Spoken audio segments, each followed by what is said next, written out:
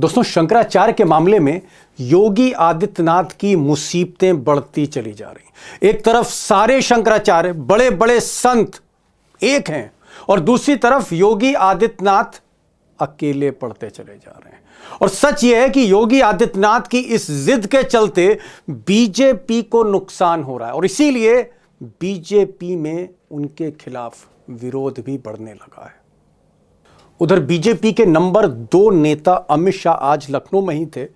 यूं तो वो एक सरकारी फंक्शन में गए थे, लेकिन अमित शाह भी समझ रहे हैं कि ये जो मामला है, अगर इसको जल्दी सुलझाया नहीं गया तो जिस तरह से साधुओं की पिटाई योगी की पुलिस ने की, शंकराचार्य का अपमान किया, जिसको लेकर यूपी में काफी गहरी प्रतिक्रिया, खासकर जो बीजेपी के वोटर है, इससे नुकसान तो शाह की पार्टी को ही होगा। और यूपी का चुनाव सिर्फ साल भर के बाद होने जा रहा है। ऐसी स्थिति में सिर्फ शाह ही नहीं, संघ भी मानता है कि अगर योगी आदित्यनाथ ने इस मामले को नहीं सुलझाया तो स्थितियां बिगड़ सकती। यानी कुल मिलाकर यह कहा जा सकता है कि अगर योगी आदित्यनाथ नहीं झुकते, उनकी पुलिस शंकराचार्य के आगे नहीं झुकती, तो इसकी भारी कीमत योगी आदित्यनाथ को ही चुकानी पड़ेगी। दूसरी तरफ उत्तर प्रदेश के प्रयागराज में गंगा किनारे माघ मेले में धरने पर बैठे शंकराचार्य आज कुछ ज्यादा ही योगी आदित्यनाथ से नाराज दिखे। शंकराचार्य का कहना है कि इस तरह का गुस्से वाला, बात बात में बुलडोजर चला देने वाला ये जो मुख्यमंत्री है, जो साधुओं का अपमान कर रहा है, पिटाई करवा रहा है, ये अंततः आखिर में ये बीजेपी की लुटिया ले डूबेगा। इस सीएम को शिष्टाचार का ज्ञान नहीं है। ये सीएम हरदम खुन्नस में रहता है, हरदम गुस्से में रहता है और बुलडोजर की राजनीति करता है। ये दिखाता है कि मैं जो चाहूँगा कर दूंगा, सबको चरपट कर दूंगा। ये सीएम होता है। इधर शंकराचार्य के जो सहयोगी हैं, उनका कहना है कि योगी आदित्यनाथ व्यक्तिगत द्वेष की वजह से राजनीति कर रहे हैं शंकराचार्य के खिलाफ, उनसे प्रमाण मांग रहे हैं शंकराचार्य होने का। जबकि स्थिति ये है कि उत्तर प्रदेश की जो गवर्नर है आनंदीबेन, वो अपनी चिट्ठी में, सरकारी चिट्ठी में शंकराचार्य को शंकराचार्य ही नहीं, जगत गुरु शंकराचार्य लिखती हैं, आदरणीय लिखती हैं, और ये चिट्ठी उन्होंने सबके सामने रखी। अब शंकराचार्य के मामले में बीजेपी इसलिए भी घबराई हुई है क्योंकि विपक्ष लगातार आक्षेप लगा रहा है, हमला कर रहा है योगी आदित्यनाथ पर। अखिलेश यादव ने तो साफ साफ कहा कि योगी ही इस पूरे संघर्ष के, संग्राम के दोषी हैं, योगी ने जानबूझकर पिटाई करवाई। उधर मायावती, जो 3 बार की मुख्यमंत्री रही उत्तर प्रदेश की, उन्होंने कहा कि धार्मिक मामलों में योगी सरकार को हस्तक्षेप नहीं करना चाहिए। और आम आदमी पार्टी के संजय सिंह तो साक्षात शंकराचार्य के सामने प्रकट हुए, उनको प्रणाम किया और वहीं से उन्होंने अपनी बात कह डाली कि शंकराचार्य जी से शंकराचार्य होने का प्रमाण मांगा जाता है। जो लोग आज तक अपनी डिग्री नहीं दिखा पाए, वो शंकराचार्य जी से शंकराचार्य होने का प्रमाण मांगा। अब बात अमित शाह की। आज सुबह अमित शाह जो हैं वो लखनऊ पहुंचे। कार्यक्रम उत्तर प्रदेश दिवस को लेकर था। योगी आदित्यनाथ से मुलाकात हुई। उनकी मुलाकात पंकज चौधरी, जो नए प्रदेश अध्यक्ष हैं, उनसे भी हुई। केशव प्रसाद मौर्य से भी हुई उनकी मुलाकात। अब केशव प्रसाद मौर्य वो दरअसल अमित शाह के सबसे खास दूत हैं उत्तर प्रदेश में, और ऐसा कहा जाता है कि deputy chief minister Keshav Prasad Maurya Amit Shah के आशीर्वाद से कभी भी योगी को रिप्लेस कर सकते हैं। अब केशव प्रसाद मौर्य ने योगी से हटकर अलग लाइन ली है। उन्होंने कहा है कि शंकराचार्य उनके लिए भगवान समान है और उनसे प्रार्थना करेंगे कि किसी तरह से इस मामले को हल कर दें। यानी केशव प्रसाद मौर्य पूरी तरह से शंकराचार्य के आगे झुके हुए हैं, डिप्टी चीफ मिनिस्टर। और जो चीफ मिनिस्टर योगी आदित्यनाथ हैं, वो शंकराचार्य को शंकराचार्य नहीं मान रहे। अब देखना यह है कि अमित शाह, जिनके हाथ में यूपी की सारी सियासत की बागडोर है, जिनका प्रदेश अध्यक्ष है, जिनके 2 डिप्टी चीफ मिनिस्टर हैं, जिनकी थोड़ी सी चीफ मिनिस्टर से बनती नहीं है अंदर ही अंदर। अब देखना यह है कि अमित शाह क्या इस मामले को निपटाएंगे या फिर योगी को ही निपटा देंगे। अब दोस्तों, सच्चाई यह है कि एक तरफ शंकराचार्य वो चाहते हैं कि योगी आदित्यनाथ या उनके प्रशासनिक अफसर उनसे क्षमा मांगे, योगी आदित्यनाथ माफ़ी तो छोड़िए, शंकराचार्य को शंकराचार्य मानने को तैयार नहीं। ये टकराव बढ़ता जा रहा है। मुझे लग रहा है कि अब धर्म से कहीं ज़्यादा राजनीति बीच में आ गई है और वाकई मामला ये अब उलझता चला जा रहा है। आज मैंने इस सिलसिले में सुनील शुक्ला जी को बुलाया। सुनील शुक्ला जो हैं प्रयागराज में ही स्थापित हैं, बड़े पत्रकार हैं, पिछले 40-42 वर्षों से प्रयागराज में धर्म को लेकर, राजनीति को लेकर हर पहलू को कवर कर रहे हैं। और आज वो शंकराचार्य से मिले, हालांकि कल भी मिले थे। आज शंकराचार्य से उनकी करीबन 15-20 मिनट की बातचीत हुई, 1-to-1 बातचीत हुई, कई सवाल उन्होंने किए और उसके बाद वो मेरे साथ सीधे लाइव जुड़े प्रयागराज से। सुनील शुक्ला को सुनिए, इस कहानी के जितने भी पहलू हैं खुलकर सामने आ जाएंगे, क्योंकि मेरा ये मानना है कि अगर योगी आदित्यनाथ ने, मैं फिर कह रहा हूं, अगर योगी आदित्यनाथ ने इस मसले को अब हैंडल नहीं किया ठीक तरह से और वो जिद पर कायम रहे तो ये जिद भारी पड़ने जा रही है। क्यों भारी पड़ेगी, सुनील शुक्ला को सुन लीजिए। शुक्ला जी, बहुत बहुत स्वागत है आपका। थोड़ी देर पहले आप माघ मेले में थे, शंकराचार्य से आपकी मुलाकात हुई। आपकी जो बातचीत शंकराचार्य से हुई, क्या शंकराचार्य ने कहा है कि कोई इस तरह का मैसेज उनको योगी सरकार की तरफ से मिला है, कमिश्नर की तरफ से मिला है, या पुलिस का कोई बड़ा ऑफिसर वो शंकराचार्य के पास आया पिछले कुछ घंटों में? नहीं, उनके पास कोई संदेश नहीं है। उनका सीधा सीधा आरोप है कि जो कुछ भी मौनी अमावस्या के दिन हुआ वह साजिश थी, वह प्रशासनिक चूक नहीं है, वह मानवीय भूल नहीं है। वह जानबूझ करके शंकराचार्य के पद के साथ खिलवाड़ किया गया और वह इसलिए किया गया कि वह इस सरकार के तमाम निर्णयों से असहमत है, उसके वह आलोचक है। उन्होंने यह भी आरोप लगाया कि जो गौ हत्या बंद करने को लेकर के उनका आंदोलन चल रहा है, जिसके लिए वो दिल्ली में भी उनका कार्यक्रम है, उसको लेकर के भी उनका ये कहना है कि जो बीजेपी की सरकार है वो उनसे नाराज है और इस कारण से उनको अपमानित करने की कोशिश की जा रही है। अभी तक उनसे किसी ने भी, न तो प्रशासनिक तौर पर न ही सरकार के तौर पर किसी ने कोई संपर्क किया, बल्कि जब मैंने उनसे भी जानने की कोशिश की कि 2 तरह के बयान आया है, एक मुख्यमंत्री जी का बयान आया है, एक उप मुख्यमंत्री जी का बयान आया है। तो कोई इन दोनों बयानों में क्या इस आपको आपके की नाराजगी को दूर करने की कोशिश है, या आपका जो संकल्प है, या आप सरकार के खिलाफ आपकी जो नाराजगी है उसको कमजोर करने का, एक नैरेटिव को कमजोर करने की कोशिश है? कहे कि जो भी कोशिश उनकी हो, लेकिन मेरा जो संकल्प है वो जारी रहेगा और इस तरह के बयानों से मेरे अपने मंतव्य पे कोई असर नहीं पड़ता। मैं किसी भी कीमत पर शंकराचार्य की मान प्रतिष्ठा के साथ समझौता नहीं कर सकता, क्योंकि शंकराचार्य की जो मान प्रतिष्ठा है वो दैवी आदेश है। उनका ये कहना है कि दैवी आदेश है, कोई किसी व्यक्ति विशेष का आदेश नहीं है। ये बाकायदे जो हमारे हिंदू ग्रंथ है उसमें इसका उल्लेख है, जो उनकी मर्यादा है, उसके मर्यादा का पालन होना ही चाहिए और उसके लिए मैं प्रतिबद्ध हूँ। मैं ये जानना चाह रहा था कि शंकराचार्य जी के साथ इस वक्त जो साधु समाज है, प्रमुख तौर पे क्या सारे बड़े संत, क्या सारे बड़े शंकराचार्य और इस तरह के धर्मगुरु, क्या सब के सब आपको शंकराचार्य की तरफ दिखते हैं खड़े हुए?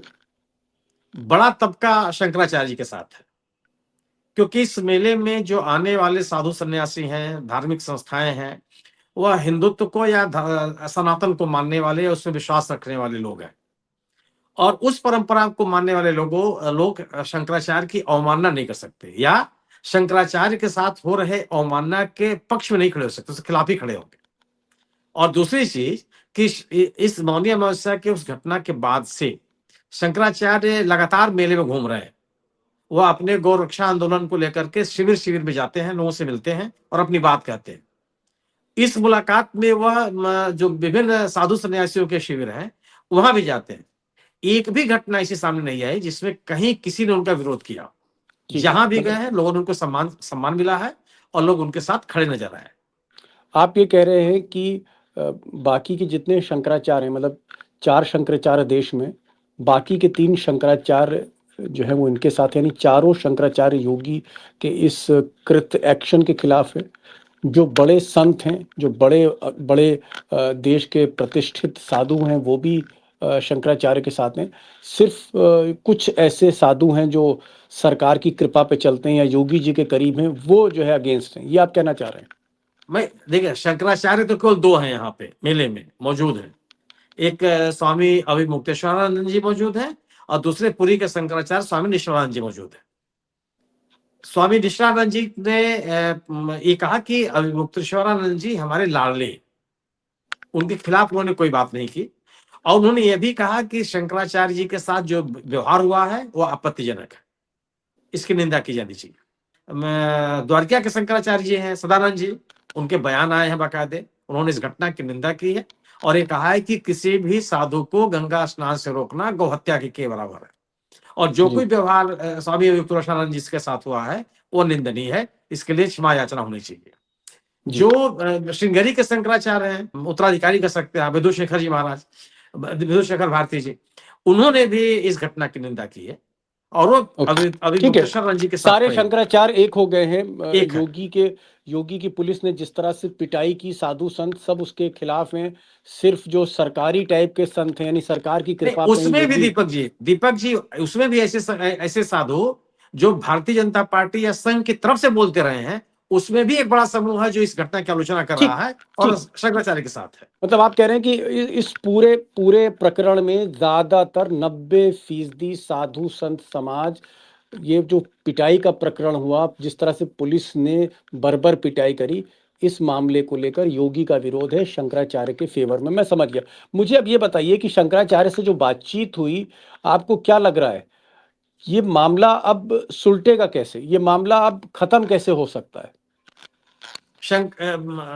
सरकार के द्वारा बिना क्षमा याचना के नहीं सुलटेगा। शंकराचार्य जी किसी मुख्यमंत्री, उप मुख्यमंत्री या पार्टी अध्यक्ष इनको उनको बुलाने की बात नहीं कर रहा है। वो तो केवल यहां तक की बात कर रहे हैं कि जो स्थानीय प्रशासन है जिसने ये गलतियां की हैं वो माफी मांग ले तो बात खत्म हो जाएगी। ओके, वो बिना मतलब और यह स्थिति सरकार के पहल पे ही होनी है। सरकार की स्थिति क्या है, आप इससे अंदाजा लगा लीजिए कि इनको 2 नोटिस दी गई शंकराचार्य जी को। दोनों नोटिसों का जवाब उन्होंने 24 घंटे के अंदर उनसे मांगा गया और 24 घंटे के अंदर उन्होंने जवाब भी दे दिया। लेकिन इन्होंने जो बात कही है उसका जवाब भी उन्होंने कहा था, प्रशासन से मांगा था 24 घंटे के भीतर, अभी तक उसका जवाब नहीं है। सुनील जी, आपको क्या लगता है कि इस मामले को सबसे करीब से आप देख रहे हैं, क्या योगी आदित्यनाथ ने इस पूरे मामले को पर्सनल इशू बना लिया है और इसीलिए मामला पेचीदा होता जा रहा है? क्या ये एक योगी जी की जिद है? योगी जी ने इसको बहुत व्यक्तिगत मामला ले लिया है? ये सूझबूझ का निर्णय तो नहीं है। 83 से मैं तमाम कुंभ, अर्धकुंभ और महामेला देख रहा हूं। आमतौर पे कभी भी इस तरह की घटना हुई नहीं। किसी भी साधु सन्यासी से, धर्म गुरु से इस तरह के संघर्ष की स्थिति कभी नहीं है। और अगर कभी संत समाज ने कोई नाराजगी व्यक्त की तो सीधा हस्तक्षेप करके उसको समाप्त करने की कोशिश की गई। और योगी आदित्यनाथ भी, ऐसा नहीं है कि पिछले, आप याद कीजिए कि जो पिछले साल का कुंभ हुआ था, कई बार आए हो, विभिन्न साधु सन्यासियों के यहाँ जाकर के उनकी मुलाकात हुई, लोगों से मिलते रहे। इस बार भी 2 बार आ चुके और मेले में गए हैं, मेले में तमाम साधु सन्यासियों से मिले हैं। तो इस तरह का एक जिस बन जाना और एक संघर्ष की स्थिति का पैदा हो जाना, खासतौर से ये धार्मिक मेला, ये कोई ऐसा मेला तो है नहीं इसमें जी, जो धार्मिक अपनी आस्था के साथ लोग आते हैं और वहां पे इस तरह की कटुता का हो जाना, जिसमें शंकराचार्य मुख्यमंत्री को लेकर के तमाम कटु हो जाए, सरकार की तरफ से इनको शांत करने की कोई पहल ना हो, स्थिति सामान्य बनाने की कोई पहल ना हो, यह निश्चित रूप से कोई तर्कपूर्ण या समझदारी भरा कदम नहीं कहा जाना चाहिए। मुख्यमंत्री क्यों कर रहे हैं? या तो उनको लगता है कि चूंकि खुद एक धार्मिक गुरु हैं, किसी मठ के वो मठाधीश हैं, तो जी, कोई इसका उनके ऊपर असर न पड़े। लेकिन ये उचित नहीं है। ठीक, उचित नहीं है। योगी आदित्यनाथ ऐसा क्यों कर रहे हैं, क्यों जिद पकड़ रखी है उन्होंने, ये तो योगी आदित्यनाथ ही बताएंगे। लेकिन एक चीज आपने सुनील जी कही कि 90% 90% साधु संत समाज शंकराचार्य के साथ है। चारों शंकराचार्य इस मुद्दे पर एक हैं।